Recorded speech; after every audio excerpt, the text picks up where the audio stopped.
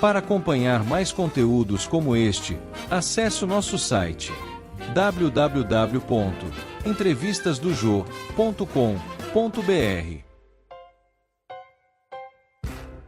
Jorge Maltner, o filho do Holocausto. Que foto bonita essa. Essa é muito tempo atrás. Não é tanto tempo atrás. Mais ou menos. Mas a foto obrigado. é linda. A foto é linda. E o documentário? O documentário genial do Pedro Bial, do Heitor Dalincourt, né, um longa-metragem, e fizeram, além do documentário genial, eu sou suspeito de elogiar, mas é realmente genial, fizeram um filme em si. Tanto que mostraram no festival em Londres, aí não acreditavam que a história fosse um documentário, achavam que era uma ficção. Mas isso eu acho que é uma característica bem sua, da época, né? O que é ficção, o que é realidade. É verdade. Tudo é realidade e tudo é ficção. É verdade. E também minha história parece ficção, porque dos 1 aos 7 anos, eu nasci um mês depois que meus pais chegaram do Holocausto, e minha mãe não podia ficar comigo, por traumas de extermínio e tudo, e eu fui educado 3 dias por semana, durante 7 anos, por minha babá, que era filha de santo, no candomblé. Então eu adormecia nos braços dela, dizendo: seus pais vieram do lugar de gente muito cruel, mas aqui você vai encontrar seus irmãos, seus amigos. E adormecia e acordava na camarinha com comida na boca. E aí começa tudo. Então... Aí começa tudo. Eu só não perdoo o Pedro Bial de não ter me chamado para participar do documentário. Pois é, nós nos conhecemos... Anos juntos. Anos juntos, em 62. Aliás... Um mês inteiro em Nova York. Um mês em Nova York, nas Nações Unidas, você sempre... Ele não me deixava ver vitrine em Nova York. Eu passava, tinha vitrine com brilho, sempre chama a minha atenção, né? Aí eu parava, aí ele me puxava, não fica fascinado. E me puxava, aí a gente assistia discussões maravilhosas ali no... Onde é que era? Na praça... Era lá no Village. Lá no Village. Que tinha discussão entre nazistas. Washington Square. Tinha nazistas, tinha os a favor do Vietcong, maoístas, todos juntos. Tudo discutindo. Tudo um ao lado do outro, vociferando. O máximo. E você, todas as épocas, né? Olha só. E com seu humor, você fundamenta a democratização. Você também tem um senso de humor fantástico. Sei que a gente ria muito. Obrigado. E tem uma coisa que estava se falando em dieta aqui. Eu me lembro que você tinha uma época que cismava de tomar só vitaminas. Que você dizia, é a dieta do futuro, é a dieta do astronauta. Era soja, tinham feito era um nojo. O que era ali? Era uma soja, era um pó de soja, era soja mesmo, sintetizada, junto com vitaminas e tudo. Mas eu comia muito também. Sim, mas não abria mão dessa dieta do astronauta. Não abria mão dessa não, porque fazia tai chi desde 58 com o mestre Wong, que o Cláudio Romanini, você lembra? Amigo claro que eu lembro. Ele que apresentou o mestre Wong. O mestre Wong tinha também, tinha o Jacques, tinha o que era conhecido como Jacques Karatê. Isso, exatamente. E tinha uma lenda, porque tinha umas coisas, porque a gente pensa que o oriental não mente, que tudo aquilo é real. O mestre Wong contava que o mestre dele, que o negócio era todo de energia, que ele apoiava a mão na rocha, quando ele tirava ficava a marca da mão, só com energia, e a gente acreditava. A imaginação e a realidade se misturam, né? Nietzsche dizia, não existem fatos, só interpretações, então... valia tudo. Mas quem sabe? Hoje em dia, a pesquisa dos neurônios, né, descobriu que temos vários cérebros que fingem ser um só, mas nós já sabíamos, Fernando Pessoa já dizia, a única pessoa que pode ter todas as opiniões ao mesmo tempo é o poeta. Então é isso, então. E o nosso Zé Agripino de Paula? Maravilhoso.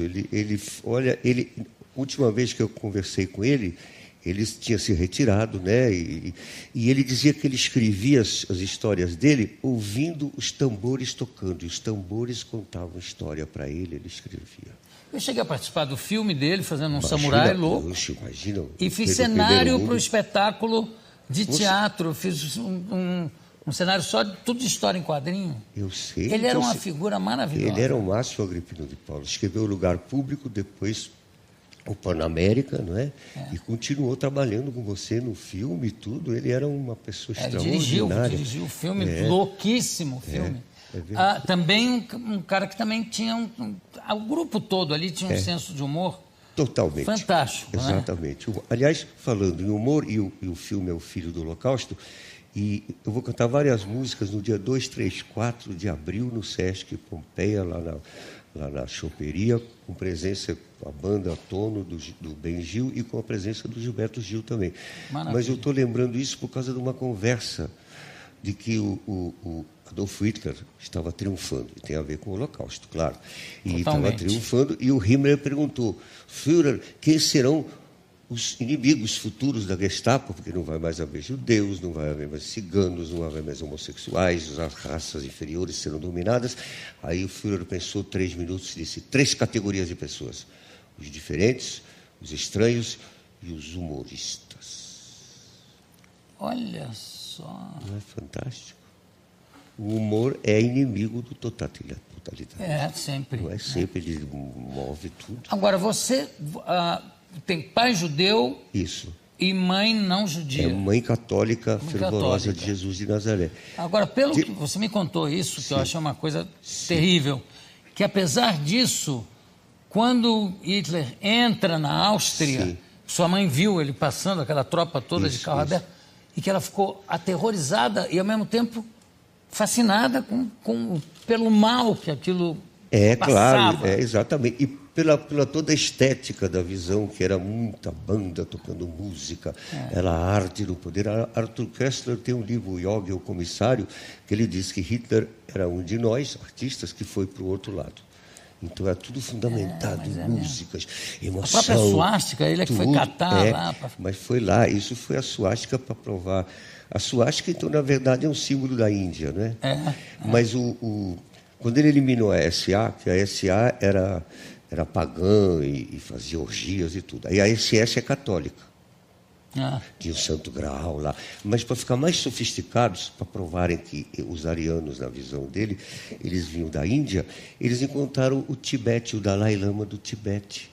E aí eles começaram a fazer cerimônias budistas do Tibete. 14 mil monges budistas do Dalai Lama foram servir na SS. 7 mil morreram em Stalingrado e outros 7 mil na defesa do bunker. Que loucura isso, não é loucura, né? Isso é tudo, isso aí tudo. E, no entanto, o contrário de tudo isso é o Brasil. E esse filme, e toda a minha obra desde 56, é Jesus de Nazaré e os tambores do candomblé. Porque Jesus de Nazaré, nós estamos falando do Papa e tudo, ele inventou o romantismo, os direitos humanos, inclusive a desobediência civil pacífica e pacificante, o liberalismo, e através do livre-arbítrio, e o socialismo. E tudo ele transformou a história humana para sempre. Então, e esse filme reflete isso aí. E o Brasil, então, é essa amálgama, porque José Bonifácio de Andrade e Silva, em 1823, nos definiu. Diferente dos outros povos e culturas, nós somos a amálgama. Esta amálgama tão difícil de ser feita, porque ela é além da mistura, é além da miscigenação. Então, o mundo não come, não bebe, não respira seu Brasil, por causa da fertilidade do continente, a floresta amazônica, os aquíferos. Mas mais importante é o povo, o imenso coração do povo brasileiro, que é a amálgama. Ou o mundo se brasilifica ou se tornará nazista. Essa amálgama, por isso que é tudo aqui. Que situação! E você representa essa amálgama. Tá bom. O maior, o tempo todo, com humor total. Nós todos, então. Falando nisso, tem uma pergunta para você aqui de um amigo queridíssimo nosso. Sim. Que é o Aguilar. Só tá lá. O grande Aguilar. Salve, Aguilar. Eu queria fazer uma pergunta para o Maltner. Jorge, o ministro Aldo Rebelo falou que você é o profeta do Brasil. No filme. E com razão, porque nos seus livros Deus da Chuva e da Morte, Caos dos anos 60, você retrata personagens históricos como Jânio Quadros, Fidel Castro, a cantora Maísa, e vários outros que adquirem uma realidade mítica, às vezes maior do que a realidade subjetiva. Como é que você encaixaria personagens como mito dentro do amálgama brasileiro de hoje? Pessoas tipo Jô Soares, Caetano Veloso, Lula, Gilberto Gil, Fernando Henrique Cardoso e o próprio Jô Soares. Mas Me botou duas vezes. Mas antes dele perguntar, eu já falei que Guido, você não imagina. Já tinha falado. Aguilar, muito que é um obrigado. Você, artista plástico. o Aguilar, macho. Olha, meu Deus. Que também é da nossa corriola, Totalmente. todos os anos 60. Todos aqui. Aqui, olha, é tudo individual, não existem fronteiras ideológicas nem partidárias. É mesmo Jesus de Nazaré e os tambores do candomblé, a amálgama, é essa nossa identificação com o humor.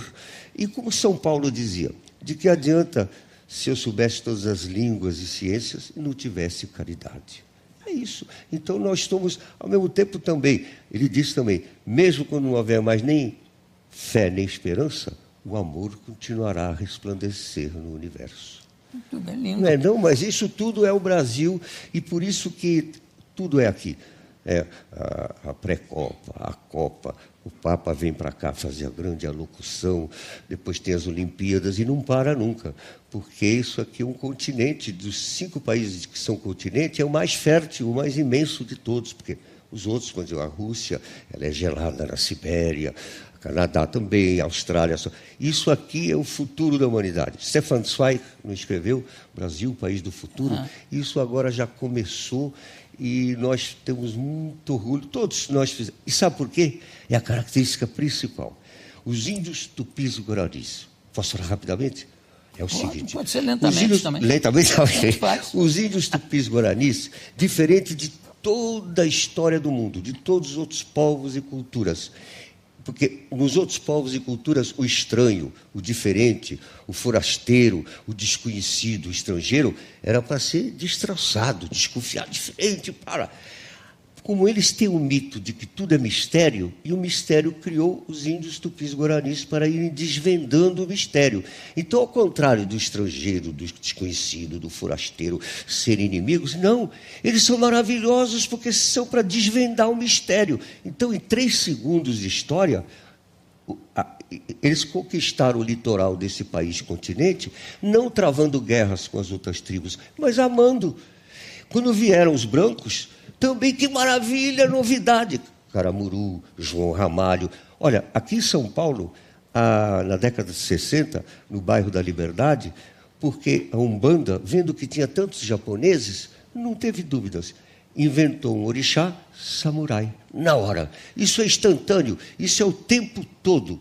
E essa amálgama, e juntando com toda a cultura negra, os escravos que fizeram o Brasil de sul, a norte, leste, oeste, tudo, eles tiveram também um governo compartilhado. É a história mais original do planeta, nossa história. Porque durante 4 séculos é governo compartilhado. A Casa Grande ia assistir a senzala de índios e negros se apresentando, não para... Ai, que música bonitinha. Governo compartilhado por chocalhos e tambores o tempo todo. E os brancos, mesmo que vieram, o Papa dividiu o mundo em 2 partes. Espanha, que era o grande império, e Portugal, que era meia dúzia de pessoas. Por quê? Porque Portugal acolheu os templários, que entraram em desgraça e de heróis da Idade Média viraram vilões sendo queimados na frente das igrejas. Mas eles foram acolhidos mudando com um pequeno truque. Em vez de templários, viraram cavaleiros de Cristo. Vasco da Gama foi cavaleiro de Cristo, Pedro Álvares cavaleiro. Então eles vieram em estado de humilhação, humilhados, ofendidos, perseguidos. E isso tudo que compõe o Brasil. Os estudos dos neurônios dizem que nós temos vários cérebros que fingem ser um só. O candomblé já sabia disso há muito tempo. Tem no mínimo 3 cabeças. Os gregos também já sabiam. Os gregos também. Aliás, a Grécia verdadeira é o Brasil. Por isso que o Barack Obama nasceu. A mãe dele, filósofa, queria saber como era a Grécia, e ela nunca imaginou se casar com um cidadão de outra etnia, que não fosse branca. Quando ela foi ver Orfeu Negro, de Jobim e Vinícius, ela viu que a Grécia era negra, era do morro e era escola de samba. 2 dias depois se casou com o filósofo do Quênia. O Barack Obama o tempo todo acentua isso. E Mediterrânea, né? Também. Essa ligação toda da África Negra com Grécia, Isso. os orixás, Isso. 3 orixás na cabeça, Isso, ao mesmo 3 tempo. deuses. Isso, é. Né? E também, e olha, desculpa, o livro Gilberto Freire saiu agora, foi o primeiro livro dele, que ele encontrou o grande pensador hindu Rabindranath Tagore, que dizia: a futura civilização do amor nascerá no Brasil. E ele disse que o século XVI e XVII é o recomeço, chama-se China tropical. Durante o século XVI e XVII, o Brasil era a Índia, inclusive com mulheres usando burcas. Não é fantástico? É tudo o tempo todo esse mistério. Eu digo, o Brasil é um gigante que se fingiu de invisível e agora aparece porque chegou. Está aparecendo. Aparecendo em todos os símbolos. Olha, conversei aqui com meu amigo Muito obrigado. de séculos, De séculos. Jorge Maltner, que está aqui com o Filho do Holocausto, que é um título maravilhoso, e que tem curso de História, no O Midrash. Mundo Segundo Isso. Jorge Maltner, que vai até 2 de maio, toda quinta-feira, No Rio às de 20 horas, no Midrash Centro Cultural, no Rio de Janeiro. Jorginho. Sim, e eu fiz um aqui beijo. também no Centro Judaico também. Já fez Já aqui? fiz, mas vou fazer também aqui. Dá um beijo. Muito Obrigado. Obrigado. Daqui a pouco Muito a gente obrigado. volta. Muito obrigado.